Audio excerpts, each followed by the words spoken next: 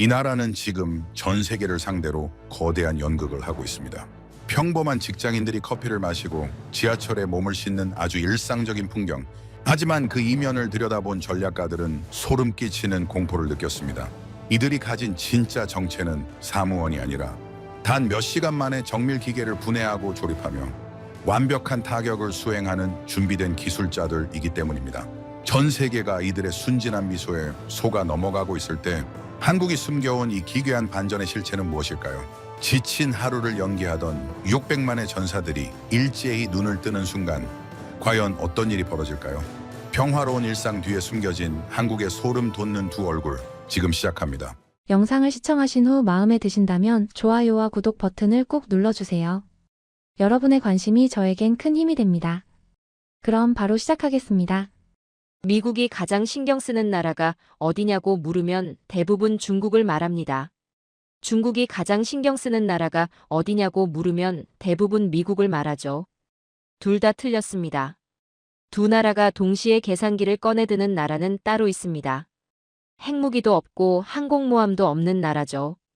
그런데 강대국들은 이 나라 앞에서 함부로 움직이지 못합니다. 왜일까요? 저는 국제 안보 전략을 가르치고 있는 스탠퍼드 석좌 교수 리처드 콜먼입니다. 과거 미 국방부 전략 분석관으로 일했던 경험이 있죠. 오늘은 그 질문의 답을 찾아가는 시간입니다. 서울 출근길을 떠올려 보십시오. 지하철 안에 빼곡히 들어찬 사람들. 구겨진 셔츠, 축 처진 어깨, 피곤에 절은 얼굴들. 스마트폰을 들여다보거나 눈을 감고 있는 남자들이죠. 여러분이 그 장면을 본다면 뭘 느끼겠습니까? 평범하다, 지쳐 보인다, 별것 없어 보인다. 대부분 그렇게 볼 겁니다. 그런데 그 평범한 남자들의 이력을 들여다보면 이야기가 완전히 달라집니다. 저격 자세로 엎드려 방아쇠를 당겨본 사람들이에요. 완전 군장을 메고 야산을 뛰어본 사람들이고 수류탄 투척 훈련을 받은 사람들이죠. 박격포 운용을 배운 사람들이고 비가 쏟아지는 밤에 경계 근무를 서본 사람들이에요. 소대 단위 전술 기동을 직접 해본 사람들이기도 하죠. 그리고 이런 사람들이 지금 같은 칸에 타고 있습니다. 한 칸이 아닙니다. 모든 칸에 있어요. 그 지하철이 지나가는 모든 도시에, 모든 골목에 있습니다. 이게 한국이에요. 일반적인 국가에서 예비군은 군대를 돕는 조직입니다. 훈련받은 소수가 민간에 흩어져 있다가 유사시 부름을 받는 구조예요.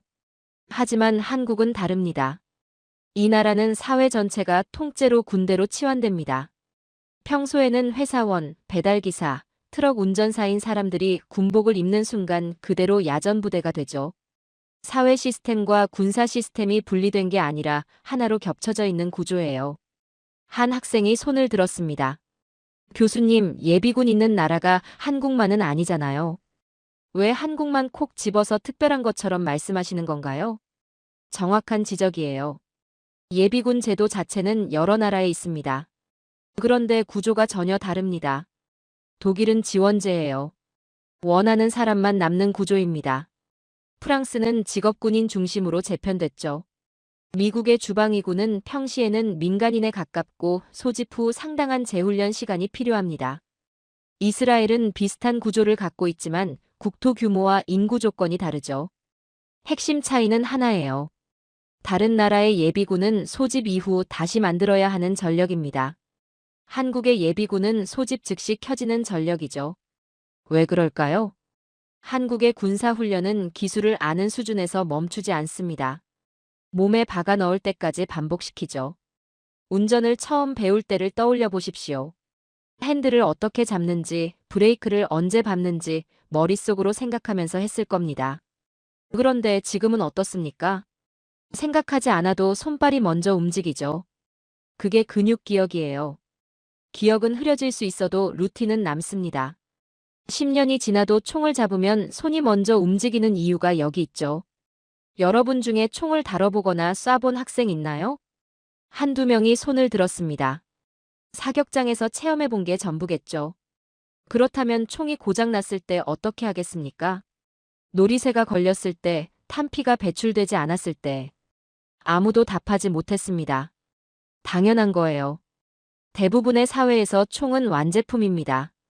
고장나면 전문가를 부르는 물건이죠. 한국 예비군은 다릅니다. 총은 쏘는 물건이 아니라 내가 책임지고 관리해야 하는 장비로 학습됩니다. 분해, 조립, 정비, 기능 고장 처치까지 몸으로 익힌 사람들이죠. 총이 고장나면 욕을 뱉으면서도 손은 이미 놀이쇠를 후퇴시키고 있어요. 착각하면 안 됩니다. 총을 쏠 줄 아는 사람이 무서운 게 아닙니다.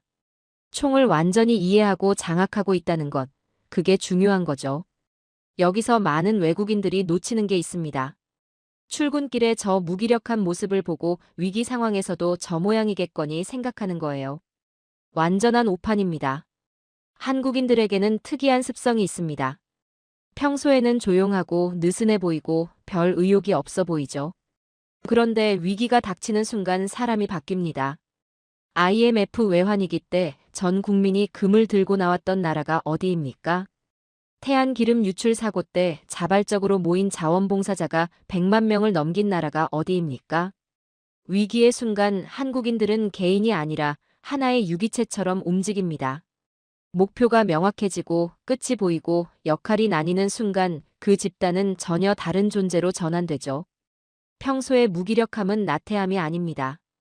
작동 조건이 아직 충족되지 않은 상태일 뿐이에요.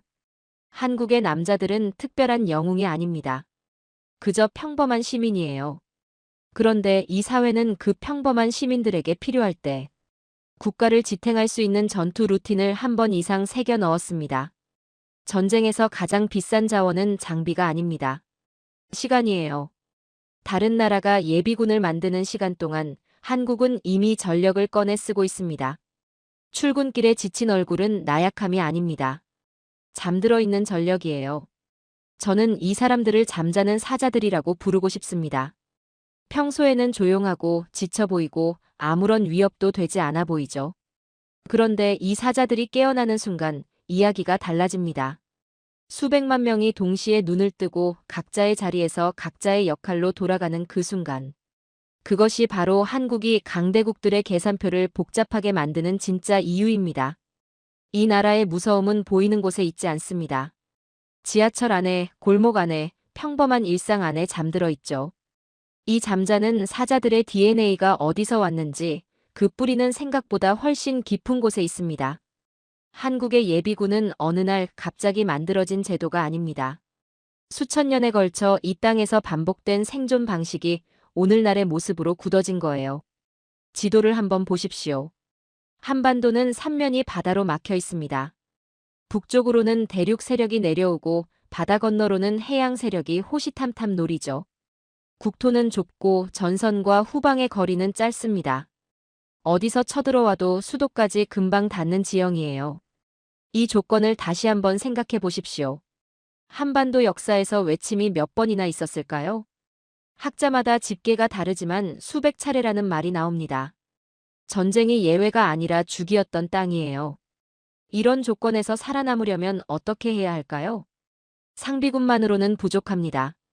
국토가 좁고 외침의 빈도가 높은 나라에서 상비군은 언제나 숫자가 모자랐어요. 그래서 한국은 다른 선택을 했습니다. 사회 전체를 전투 인력으로 만드는 것이었죠. 고구려 이야기를 해보겠습니다. 고구려가 무서운 이유를 많은 사람들은 강한 군대 때문이라고 생각합니다. 틀렸어요. 고구려가 진짜 무서운 이유는 전투 능력을 군대에만 가두지 않았기 때문이죠. 고구려에는 경당이라는 교육기관이 있었습니다. 거기서 청년들에게 무엇을 가르쳤을까요? 글과 무예를 동시에 가르쳤어요. 문과 무를 분리하지 않은 겁니다. 오늘날로 치면 대학교에서 전공 수업과 함께 사격훈련, 전술기동, 체력 단련을 동시에 가르치는 거예요. 그 결과 전쟁이 나면 병사를 새로 만들 필요가 없었습니다. 이미 준비된 인구를 꺼냈으면 됐죠. 수나라가 고구려를 침공했을 때 113만 대군을 동원했습니다. 당시 세계 최강의 군사력이었어요. 그런데 고구려는 이걸 막아냈습니다. 정규군이 전선을 지키는 동안 사회 전체가 전투 조직으로 돌아갔기 때문이에요. 무기를 든 사람이 군인만이 아니었던 거죠. 이게 가능했던 건 전투가 특정 계층의 전유물이 아니라 사회 전체의 역할이었기 때문입니다. 고려로 넘어오면 이야기가 더 흥미로워집니다. 고려는 북방 유목민족의 압박을 계속 받았습니다. 거란이 쳐들어왔고 여진이 위협했죠. 상비군만으로는 도저히 감당이 안 됐어요. 그래서 관군이 만들어졌습니다. 농민들을 묶어서 전시의 병력이 급증하는 구조를 만든 거예요. 숫자로 압도하는 전략이었죠. 그런데 여기서 더 중요한 변화가 생깁니다. 별무반이 등장하면서 군대 편성의 기준이 완전히 바뀌었어요. 신분이 아니라 기능으로 편성하기 시작한 겁니다. 귀족만 싸우는 게 아닙니다. 상인도 싸우고 수공업자도 싸우고 종교인도 싸웠어요. 각자 자기 기능에 맞는 역할을 맡은 거죠.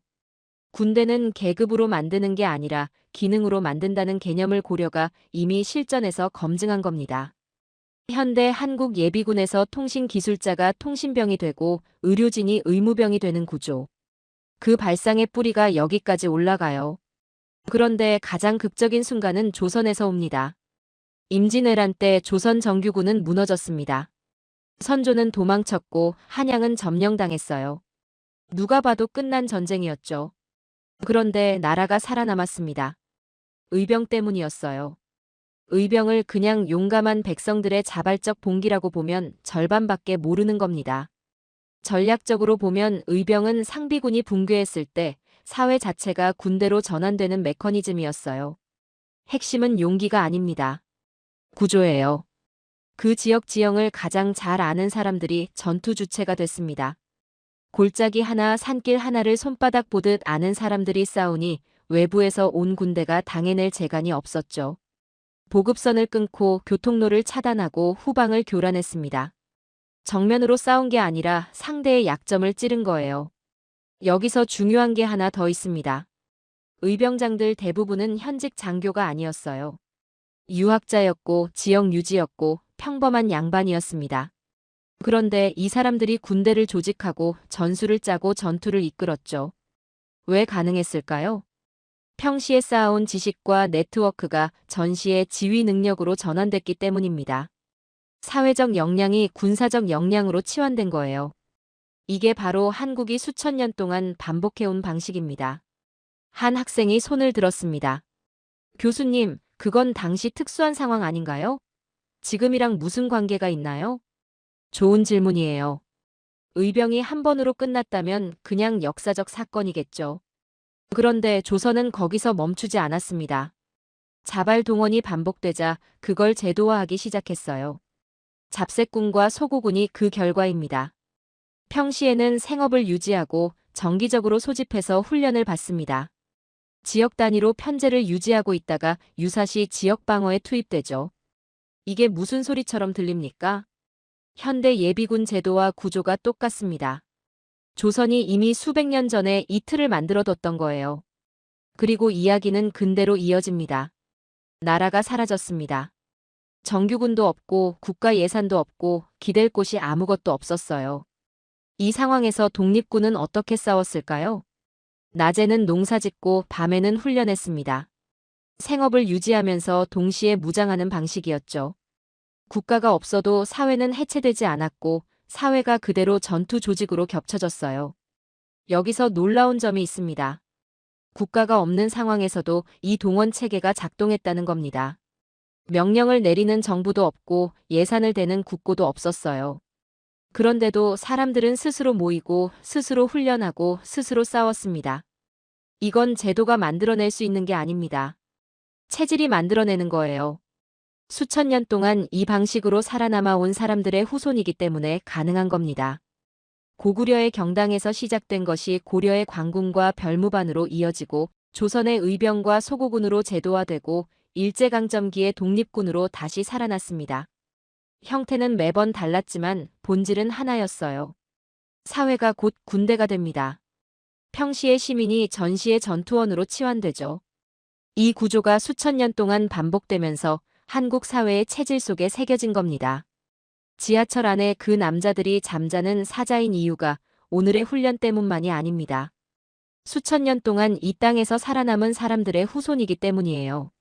외침이 수백 차례였던 땅에서 그때마다 사회가 군대로 바뀌는 방식으로 살아남은 사람들의 피가 흐르고 있는 거죠. 생존이 DNA가 된 사람들입니다. 그렇다면 이 오래된 체질이 현대 국가 시스템으로 완전히 고정된 결정적 순간은 언제였을까요? 그 순간을 이해하려면 한국이 맞닥뜨린 가장 독특한 위협을 먼저 봐야 합니다. 체질은 체질이고 시스템은 시스템입니다.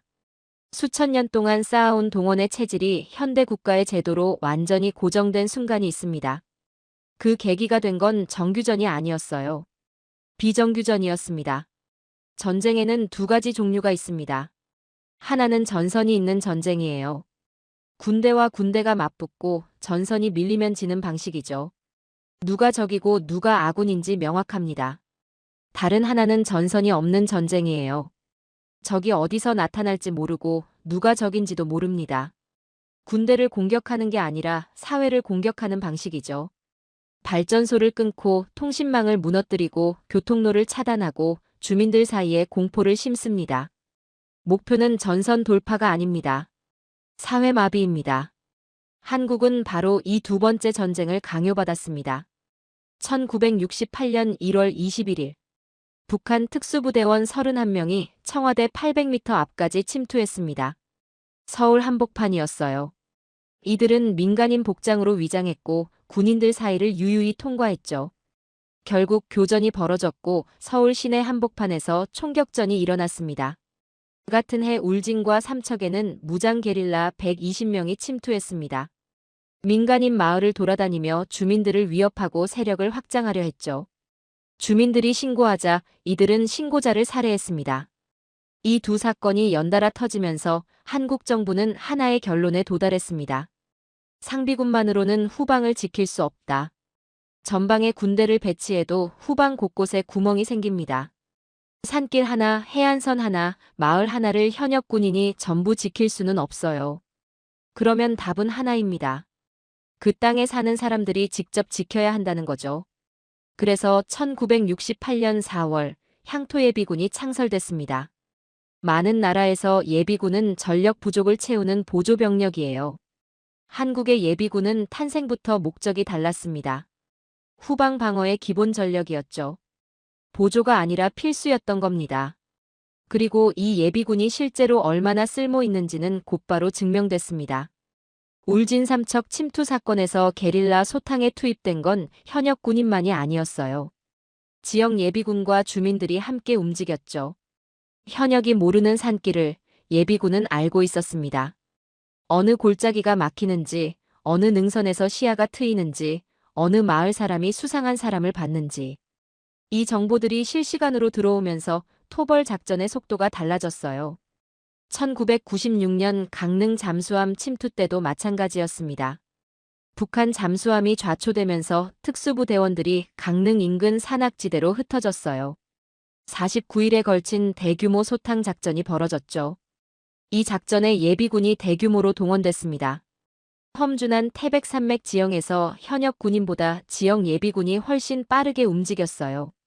그 지역에서 나고 자란 사람들이었으니까요. 결국 침투한 특수부대원 26명 중 24명이 사살되고 1명이 생포됐습니다.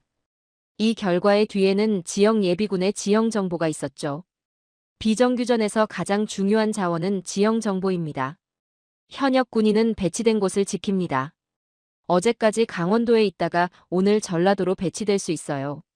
그 지역의 골목을, 산길을, 사람들의 동선을 알 수가 없죠. 예비군은 다릅니다. 자기가 살고 있는 곳을 지킵니다. 뒷산 어디에 자연 동굴이 있는지, 어느 골목이 막다른 길인지, 어느 집 담장이 낮은지 몸으로 알고 있어요. 이건 훈련으로 배울 수 있는 게 아닙니다. 살면서 쌓인 정보죠. 침투자 입장에서 생각해 보십시오. 그 지역을 전혀 모르는 외부인이 지키는 곳과 그 지역에서 평생 살아온 사람들이 지키는 곳. 어느 쪽이 더 뚫기 어려울까요? 한 학생이 손을 들었습니다. 교수님, 그래도 훈련받은 현역 군인이 더 강한 거 아닌가요? 개인 전투력은 그렇습니다. 그런데 비정규전은 개인 전투력 싸움이 아니에요. 정보전이고 지형전이고 심리전이죠. 예비군이 무서운 이유는 강해서가 아닙니다. 그 땅을 알고 그 사람들을 알고 그 동네를 알기 때문이에요. 침투자에게 이건 악몽입니다. 어디서 누가 나타날지 모르는 상황이 만들어지는 거니까요. 그런데 여기서 한국이 설계한 것이 하나 더 있습니다. 사회 전체에 공통의 행동 언어를 심어둔 거예요. 한국 성인 남성 대다수는 동일한 구령을 알고 있습니다. 동일한 절차로 훈련받았고 동일한 편성 단위인 분대와 소대 구조를 경험했죠. 동일한 장비 운용 개념을 갖고 있습니다. 이게 왜 중요하냐고요? 위기 상황에서 서로 모르는 사람들이 모였을 때 설명 없이도 움직일 수 있습니다. 1분대 좌측, 2분대 우측이라는 한마디에 각자 자기 역할로 움직이는 거예요. 이건 훈련된 군대만 할 수 있는 겁니다. 그런데 한국은 이걸 사회 전체에 깔아뒀죠. 비정규전에서 가장 무서운 건 이거예요. 어디서 누가 튀어나올지 모르는 상황에서 그 사람들이 서로 말이 통한다는 겁니다. 그리고 이 시스템을 완성한 건 설계가 아니었습니다. 반복된 위협이었어요. 제도는 만들 수 있습니다. 하지만 제도가 살아있는 시스템이 되려면 반복적으로 호출돼야 합니다. 한국은 침투 위협이 주기적으로 발생했기 때문에 예비군이 서류 속 조직이 아니라 실제로 움직이는 조직으로 굳어질 수밖에 없었죠. 위협이 제도를 만들고 위협이 제도를 굳히고 위협이 제도를 사회 습관으로 만든 겁니다. 이게 한국 예비군이 다른 나라와 근본적으로 다른 이유예요. 독일의 예비군은 위협이 사라지면서 약해졌습니다. 한국의 예비군은 위협이 반복되면서 강해졌죠. 결국 한국은 이런 나라가 됐습니다. 전방에서는 상비군이 전선을 지키고 후방에서는 예비군이 사회를 지킵니다. 전선과 후방이 동시에 방어되는 구조예요. 침투자 입장에서는 전선을 뚫어도 후방이 막혀 있고 후방을 파고들어도 지역 주민들이 무장하고 있는 상황이죠. 이게 요새입니다. 성벽이 있는 요새가 아니에요. 사람들로 이루어진 요새죠. 한국은 국가 전체를 요새로 설계했습니다. 그리고 그 요새의 벽돌 하나하나가 바로 지하철 안의 저 평범한 남자들이에요. 그렇다면 이 요새가 국경 밖에서도 작동한 적이 있을까요? 놀랍게도 있습니다. 그것도 전쟁터가 아닌 곳에서 전혀 예상하지 못한 방식으로요. 1992년 4월 29일 미국 로스앤젤레스. 경찰이 사라졌습니다. 로드니 킹 사건 무죄 판결이 나오면서 도시 전체가 폭발했어요. 약탈이 시작됐고 방화가 이어졌습니다. 경찰은 감당이 안 되자 사실상 특정 구역에서 손을 뗐죠. 치안 공백입니다.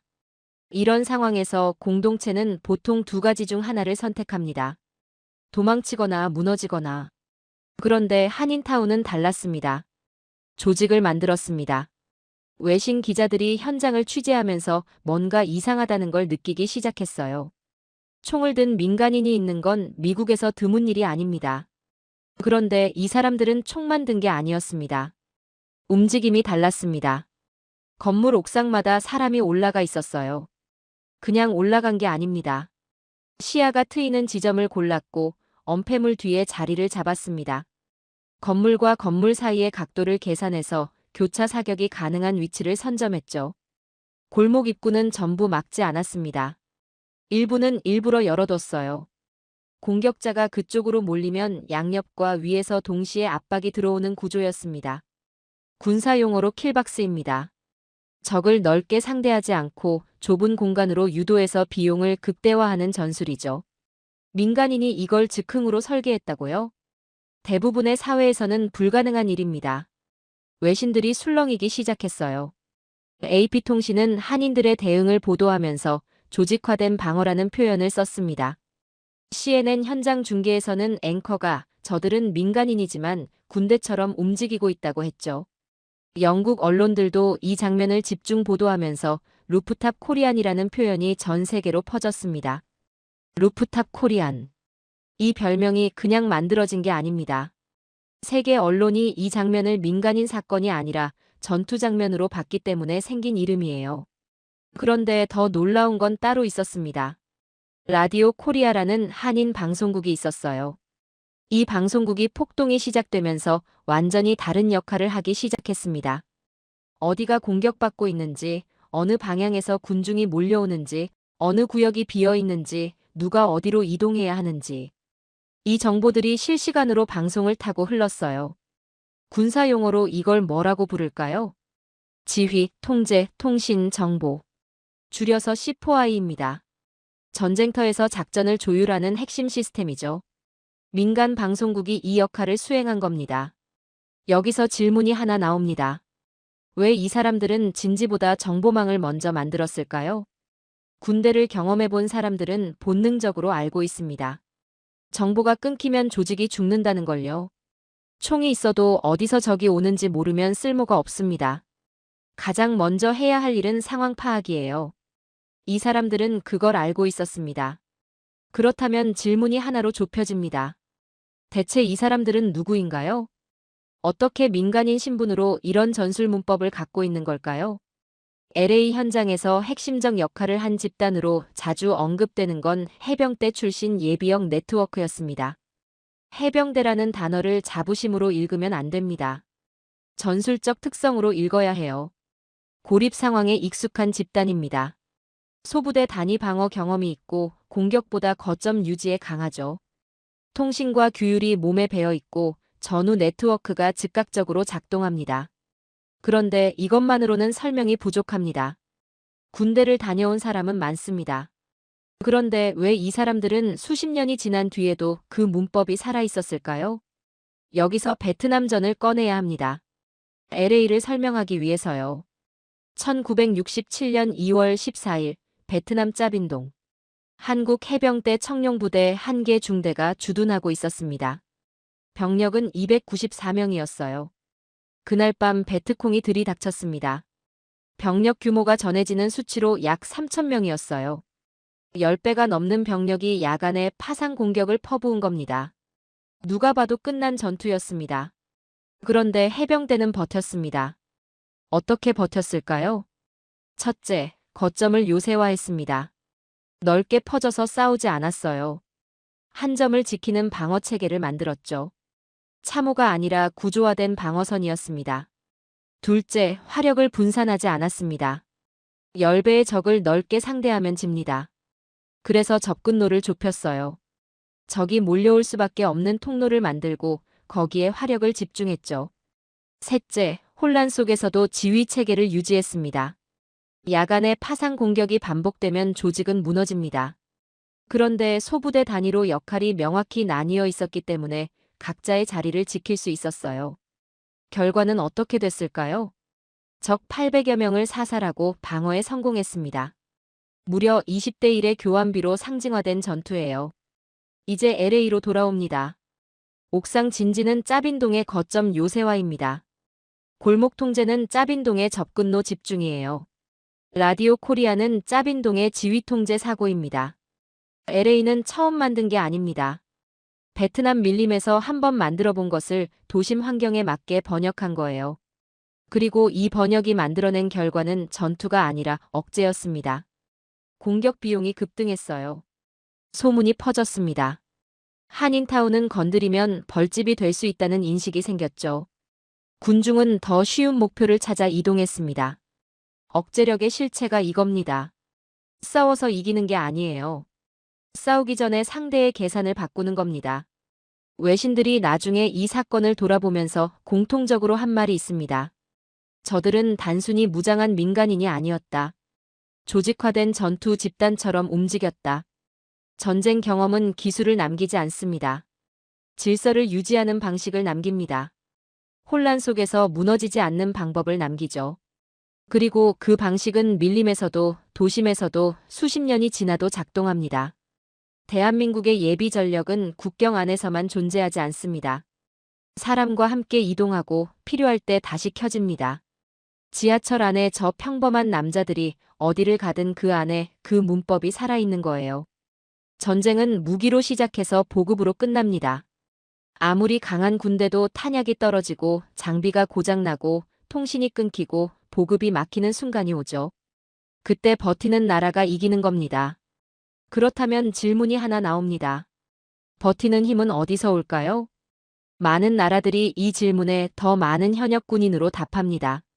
한국은 다르게 답했어요. 사회 안에 이미 있는 기술을 전시에 즉시 꺼내 쓰는 구조를 만든 겁니다. 대부분의 국가에서 예비군의 가장 큰 약점은 소집 이후에 드러납니다. 장비가 바뀌어 있고 절차가 바뀌어 있고 무엇보다 그 사람의 전문성이 군사 임무로 이어지지 않아요. 소집하고 나서 다시 훈련시켜야 하는 시간이 발생하죠. 전쟁에서 가장 비싼 자원이 시간이라는 걸 생각하면 이건 치명적인 구조적 결함입니다. 한국은 이 문제를 다르게 풀었어요. 핵심은 군 복무 시절 특기입니다. 한국은 입대할 때부터 다릅니다. 병사에게 군사 특기를 부여할 때 대학 전공이나 사회 경력을 참고해요. 의대생이나 간호학과 출신은 의무 특기를 받을 가능성이 높고 전기통신 전공자는 통신 특기로 분류될 가능성이 높죠. 처음부터 그 사람이 가진 전문성을 군사 임무에 연결하도록 설계된 겁니다. 그러니 제대 후에 어떻게 되겠습니까? 군 복무 중에 닦은 특기와 사회에서의 직업이 겹치는 비율이 자연스럽게 높아집니다. 입대 전 전공이 특기로 이어지고 그 특기가 다시 사회 직업으로 연결되는 구조예요. 그 결과 소집 명령이 떨어지는 순간 무슨 일이 벌어질까요? 통신 특기를 받고 제대한 사람이 사회에서 네트워크 엔지니어로 일하고 있다면 군사훈련과 현장 숙련이 동시에 살아납니다. 군대에서 배운 전술통신 절차 위에 사회에서 쌓은 기술이 얹히는 거죠. 재훈련이 필요한 게 아니라 업그레이드된 상태로 돌아오는 겁니다. 공병 특기를 가진 사람이 사회에서 중장비 기사로 일했다면 마찬가지예요. 군수 특기를 가진 사람이 물류업계에서 경력을 쌓았다면 소집 즉시 전시 보급 임무가 가능하죠. 의무 특기 출신이 간호사나 의사로 일하고 있다면 야전 의무 임무로 전환되는 시간이 사실상 제로에 가깝습니다. 한 학생이 손을 들었습니다. 교수님, 특기랑 직업이 딱 맞아떨어지지 않는 사람들도 많지 않나요? 맞습니다. 모든 사람이 특기와 직업이 일치하진 않아요. 그런데 여기서 한국 사람들의 또 다른 특성이 작동합니다. 한국은 모든 게 빠르고 극단의 효율성을 보유한 민족이에요. 이걸 문화적 특성이라고 치부하면 안 됩니다. 전략적으로 봐야 하죠. 낯선 장비 앞에서 매뉴얼을 처음 펼치는 사람과 매뉴얼 없이 일단 만져보고 작동 원리를 파악하는 사람의 차이를 생각해 보십시오. 한국 사람들은 후자에 가깝습니다. 새로운 상황에 던져졌을 때 적응하는 속도가 비정상적으로 빠른 거예요. 이게 군사적으로 무엇을 의미할까요? 특기와 직업이 완벽하게 맞지 않더라도 일단 현장에 투입되면 빠르게 흡수하고 기능하기 시작합니다. 재훈련 시간을 최소화하는 능력이 개인 차원에서도 작동하는 거예요. 사회 전체가 적응 속도가 빠른 인력으로 채워져 있다는 건 전시에 엄청난 유연성을 갖는다는 뜻이죠. 그런데 이 구조가 실제로 작동하는지 증명된 사례가 있습니다. 전쟁터가 아닌 곳에서요. 충청남도 태안. 유조선 허베이 스피리토가 크레인 바지선과 충돌하면서 원유 1만 2천 톤이 바다로 쏟아졌습니다. 서해안 역사상 최악의 기름 유출 사고였어요. 검은 기름이 해안선을 뒤덮었고 어민들의 생계가 하룻밤 사이에 무너졌습니다. 정부가 손쓸 새도 없이 사람들이 몰려들기 시작했습니다. 전국에서요. 최종 집계된 자원봉사자 수가 100만 명을 넘겼어요. 100만 명이 한 곳에 몰리면 보통 어떻게 됩니까? 아수라장이 됩니다. 사람이 너무 많으면 서로 부딪히고 작업이 겹치고 동선이 꼬이고 지시가 내려가지 않고 안전사고가 터져요. 의지만으로는 절대 유지가 안 됩니다. 그런데 태안에서는 달랐습니다. 현장에서 자연스럽게 구역이 나뉘었어요. 누가 시키지 않아도 도구와 인원이 정리됐습니다. 반복 작업의 속도가 유지됐고 동선이 꼬이지 않았죠. 체력이 바닥나는 상황에서도 작업이 멈추지 않았어요. 이게 어떻게 가능했을까요? 삽질이 뭔지, 운반이 뭔지, 줄 맞춰서 움직이는 게 뭔지 몸으로 아는 사람들이 모였기 때문입니다. 군대에서 반복 작업을 경험한 사람들이 자연스럽게 작업분대처럼 움직인 거예요. 인간 중장비라는 표현이 있습니다. 장비가 부족해도 인력이 공정을 유지하는 능력이에요. 작업을 쪼개고 이어붙이고 반복을 버텨내는 절차 능력이죠. 이게 전시로 옮겨가면 야전 구축, 장애물 제거, 보급 유지, 통신 복구가 됩니다. 전투의 지속 능력을 올리는 겁니다. 구조였어요. 한국 사회가 스스로 작업분대로 전환된 겁니다. 그런데 한국은 여기서 멈추지 않았습니다. 대규모 동원만으로는 부족한 영역이 있어요. 전차 정비, 군수 보급, 전술통신 같은 분야는 숫자가 아니라 전문성이 필요하죠. 이 공백이 생기면 전투 지속 능력이 급락합니다. 그래서 한국은 상비예비군 제도를 운영하고 있습니다. 이 사람들은 연간 일정 기간 동안 현역에 준하는 수준으로 복무하는 전문 예비 인력이에요. 민간 직업과 군사 특기가 일치하는 전문가들이 유사시 즉각 투입 가능한 상태를 유지하는 거죠.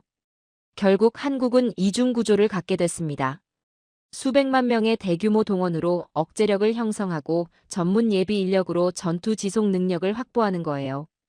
규모로 억제하고 전문성으로 지속합니다. 이게 한국형 예비 전력의 설계죠. 총을 쏠 줄 아는 사람이 많다는 게 끝이 아닙니다. 이 사회는 전시가 되면 사람만 동원하는 게 아니라 기술을 동원하고 숙련을 동원하고 절차를 동원해요. 평시에 사회를 움직이던 모든 전문성이 전시에는 전투 인프라로 치환됩니다. 이게 보이지 않는 힘의 실체죠. 그런데 숫자만 많다고 무서운 게 아닙니다. 평균이 높아야 무서운 거죠. 세계 어느 나라든 병력 수는 늘릴 수 있습니다. 돈이 있으면 징집하면 되고 시간이 있으면 훈련하면 돼요. 그런데 그 병력의 평균값을 끌어올리는 건 전혀 다른 문제입니다. 그건 돈으로도 시간으로도 쉽게 되지 않아요. 한국은 바로 그 평균값이 다른 나라입니다. 대부분의 국가에서 정밀한 사격 능력은 소수의 영역이에요. 특수부대, 저격수, 장기 복무 직업군인. 이 사람들만 총을 시스템으로 이해하고 있죠. 일반 예비군에게 총은 방아쇠를 당기는 물건입니다. 한국은 다릅니다. 성인 남성 대다수가 총을 시스템으로 이해하는 나라예요. 무슨 차이가 있냐고요? 총을 쏘는 것과 총을 이해하는 것은 전혀 다릅니다. 총을 쏘는 사람은 방아쇠를 당기죠. 총을 이해하는 사람은 왜 빗나갔는지를 압니다. 0점이 뭔지 알고 호흡이 격발에 어떤 영향을 주는지 알고 조준과 격발 사이의 루틴을 몸으로 알고 있어요. 탄착점을 보고 오차를 수정하는 절차를 반복해 본 사람들이죠. 이게 감각이 아니라 절차로 사격한다는 겁니다. 여기서 한 학생이 손을 들었습니다. 교수님, 절차를 안다고 잘 맞히는 건 아니지 않나요? 맞습니다. 절차가 명중률을 보장하지는 않아요. 그런데 절차에는 감각에 없는 결정적인 장점이 하나 있습니다. 오래 남는다는 거예요. 감각은 흐려집니다. 10년 만에 총을 잡으면 예전에 그 손맛이 바로 돌아오지 않죠. 그런데 절차는 다릅니다. 총을 잡으면 손이 먼저 움직여요. 탄창을 확인하고 약실을 점검하고 견착 자세를 잡고 호흡을 조절하는 순서가 몸에 새겨져 있습니다. 이건 기억이 아니라 습관이기 때문에 시간이 지나도 사라지지 않아요. 그래서 한국 예비군의 강점은 사격 실력이 아닙니다. 절차가 남아있다는 거죠. 그런데 이 절차가 어떻게 사회 전체에 균일하게 남게 됐을까요? 두 가지 때문입니다. 첫째는 표준화예요. 한국 성인 남성 대다수는 동일한 구령, 동일한 절차, 동일한 사격 방식을 경험했습니다. 개인이 알아서 배우는 방식이 아니라 국가가 표준을 정해서 전국에 똑같이 적용한 거죠. 그 결과 개인차가 줄어들고 집단 평균이 올라갔습니다. 사회 전체에 사격 공통 언어가 깔린 거예요. 둘째는 피드백 구조입니다. 사격은 즉시 결과가 나와요. 맞거나 틀리거나.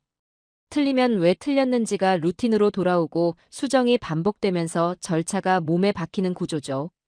이 두 가지가 결합되면 기술은 지식에서 습관으로 바뀝니다. 그리고 습관은 잘 사라지지 않아요. 그렇다면 이 절차가 실전에서 어떻게 작동하는지 구체적으로 들어가 보겠습니다. 한반도 국토의 70%는 산악 지형입니다. 나머지 주요 거점은 고밀도 도시예요. 이 조건에서 전쟁이 나면 어떤 사격 능력이 실제로 중요할까요? 1km 밖의 적을 저격하는 능력이 아닙니다. 꺾어진 골목에서 능선 너머에서 갑자기 마주친 적을 순식간에 제압하는 능력이에요. 200m 이내의 근거리 교전이죠. 한국 예비군의 훈련 시스템은 정확히 이 거리에 맞춰져 있습니다. 가장 빈번하게 발생할 교전 상황에 최적화된 거예요. 그 결과 어떤 능력이 만들어졌을까요? 여러분이 총을 잡으면 조준경을 들여다보고 호흡을 가다듬는데 시간을 다 쓰겠죠. 한국 예비군은 총을 어깨에 견착하는 것과 동시에 조준이 끝납니다. 200m 이내의 표적은 계산의 대상이 아니라 반사의 대상이에요. 시가전에서 이게 왜 무서운지 아십니까? 복잡한 지형에서 적과 마주쳤을 때 누가 먼저 유효한 타격을 가하느냐가 승패를 가릅니다. 첫 발의 반응 속도죠. 그런데 여기서 더 무서운 게 있습니다. 이 능력은 단순히 방아쇠를 빨리 당기는 게 아니에요. 자기가 가진 총의 유효 사거리가 닿는 범위를 어떻게 전술적으로 통제해야 하는지를 몸으로 알고 있다는 겁니다. 자기 동네의 골목 하나하나를 전술적 요충지로 바꿀 수 있는 사람들이에요. 어느 지점에서 쏘면 두 개의 적글로를 동시에 제압할 수 있는지, 어느 건물 모퉁이가 엄폐와 사격을 동시에 허용하는지, 어느 골목이 막다른 길인지를 이미 알고 있는 사람들이죠. 이게 훈련장에서 만들어진 능력이 아닙니다. 살면서 쌓인 지형 이해와 군 복무에서 체득한 전술 문법이 합쳐진 거예요. 한 학생이 또 손을 들었습니다. 교수님, 그래도 실제 전투 경험이 없는 예비군이 전장에서 얼마나 버틸 수 있을까요? 날카로운 질문이에요. 전투 경험이 없다는 건 사실입니다. 그런데 여기서 한 가지를 짚어야 해요. 전투에서 가장 먼저 무너지는 사람이 누구인지 아십니까? 겁쟁이가 아닙니다. 패닉에 빠지는 사람이에요. 패닉은 왜 일어날까요? 무엇을 해야 할지 모를 때 일어납니다. 손이 멈추고 몸이 굳고 판단이 사라지죠. 그런데 절차가 몸에 새겨진 사람은 다릅니다. 생각보다 손이 먼저 움직여요. 총을 잡으면 손이 알아서 움직이고 몸이 알아서 엄폐물을 찾고 귀가 알아서 사격 방향을 추정합니다. 패닉이 들어올 틈이 없는 거죠. 이게 절차 훈련이 만들어내는 진짜 가치입니다. 용감해지는 게 아니에요. 두려움 속에서도 몸이 움직이는 거죠. 결론으로 돌아옵니다. 대부분의 나라에서 정밀도는 특수요원의 영역입니다. 훈련받은 소수만 총을 시스템으로 이해하죠. 한국은 그 정밀도가 보편이 된 나라예요. 270만 예비군 중 상당수가 총을 절차로 이해하고 유효 교전 거리를 몸으로 알고 지형을 전술적으로 읽을 줄 알고 패닉 없이 몸이 먼저 반응합니다. 상대국 입장에서 이걸 계산하면 어떻게 될까요? 한국은 병력이 많다가 아닙니다. 한국은 병력이 많은데 평균값이 높다가 되는 거예요. 그리고 그 평균값이 전국 구석구석에 균일하게 깔려 있다는 게 계산표에 들어가는 거죠. 이게 억제력입니다. 보이지 않는 곳에 저장된 정밀한 시민들이 만들어내는 억제력이에요. 총을 가진 사람이 많은 나라가 아닙니다. 총을 이해하는 사람이 사회 전체에 깔려 있는 나라죠. 지금까지 저는 한국의 예비 전력을 안에서 들여다봤습니다. 이제 시선을 바꾸겠습니다. 세계가 한국을 어떻게 계산하는지 보겠습니다. 억제력은 내가 강하다고 완성되는 게 아닙니다. 상대가 그렇게 계산할 때 비로소 완성되죠. 그렇다면 세계는 지금 한국을 어떻게 계산하고 있을까요? 여기서 하나 짚고 가야 합니다. 세계가 한국 예비 전력을 볼 때 가장 먼저 던지는 질문이 있습니다. 미군이 빠지면 한국은 버티는가? 잔인한 질문이죠. 하지만 국제전략 분석에서 이 질문은 언제나 살아있습니다. 주한미군 규모 조정 가능성이 보도될 때마다 전 세계 싱크탱크들이 동시에 같은 계산을 시작해요. 공백이 생기면 한국은 얼마나 버티는가? 그런데 흥미로운 건 이 질문에 대한 세계의 답이 점점 바뀌고 있다는 겁니다. 예전엔 미군이 변수가 되면 한국이 흔들린다는 시각이 많았습니다. 지금은 다릅니다. 분석가들의 시선이 상비군 숫자에서 예비 전력 총량과 복원력으로 이동하고 있어요. 왜 그럴까요?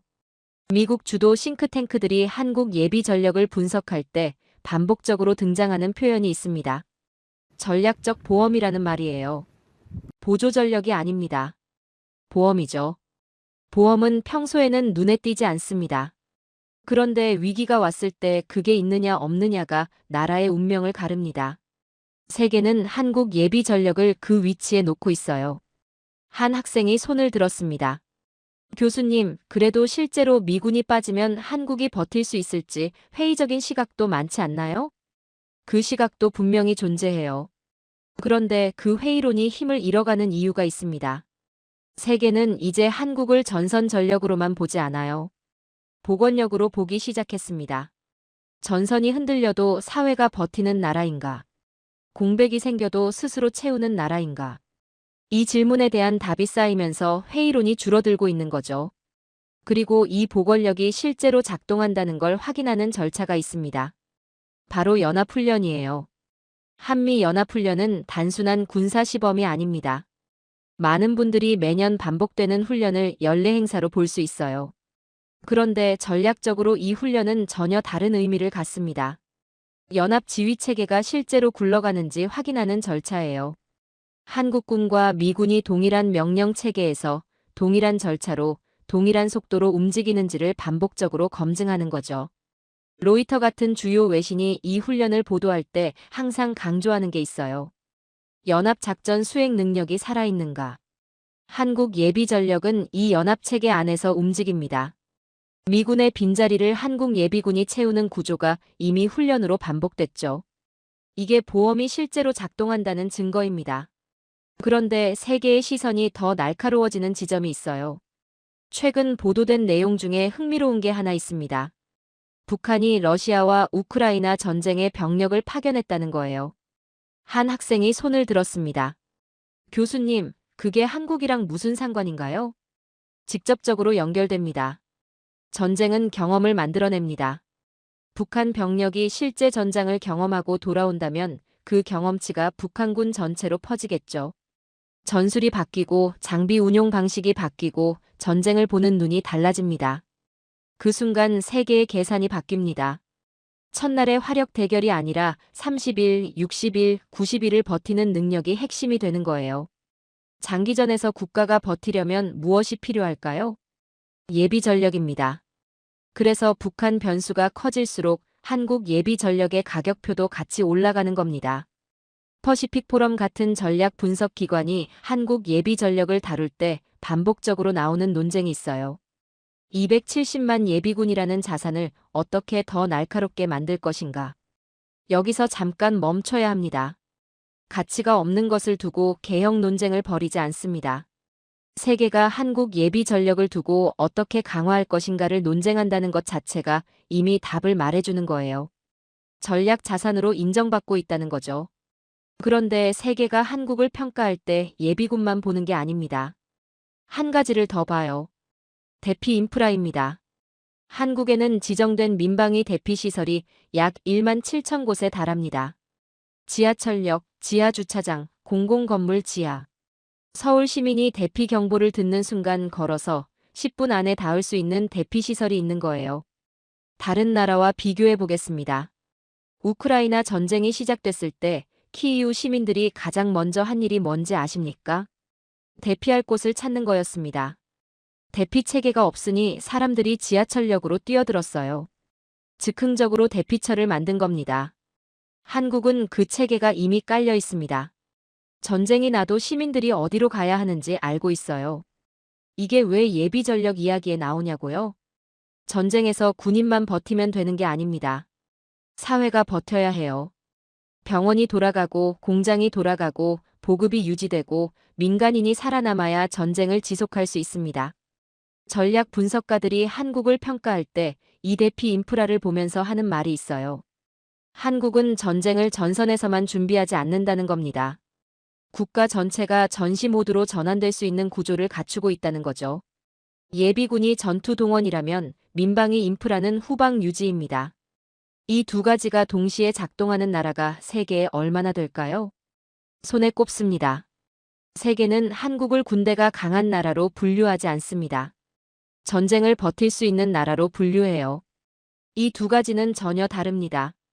군대가 강한 나라는 많아요.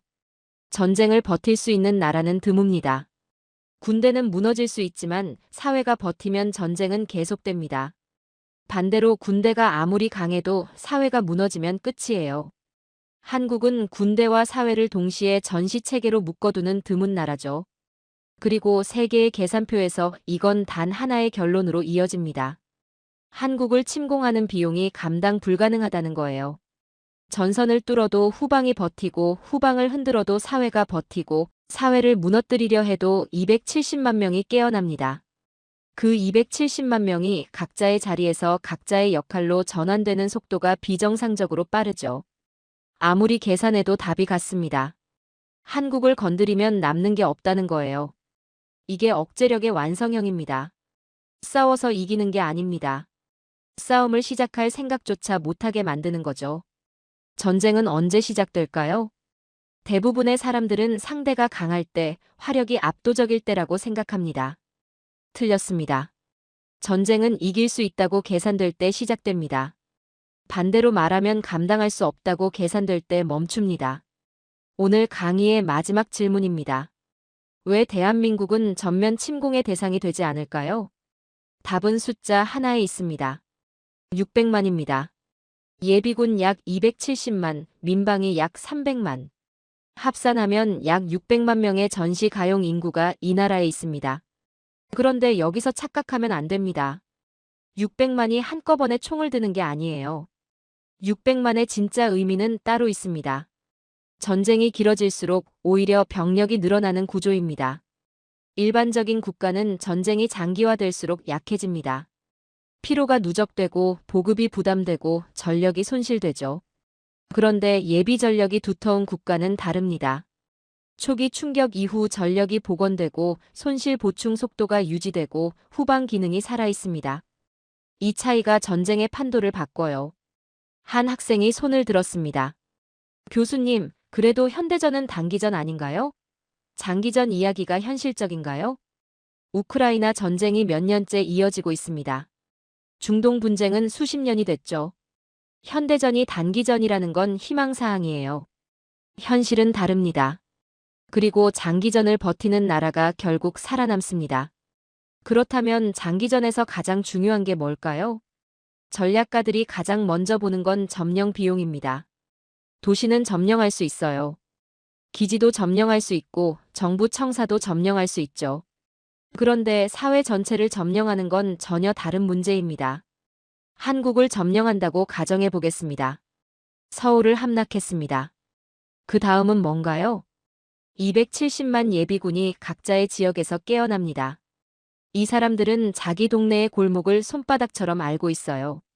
어느 산길이 어디로 이어지는지, 어느 건물 옥상에서 두 개의 접근로를 동시에 제압할 수 있는지, 어느 지하시설이 보급기지가 될 수 있는지를 알고 있는 사람들이죠.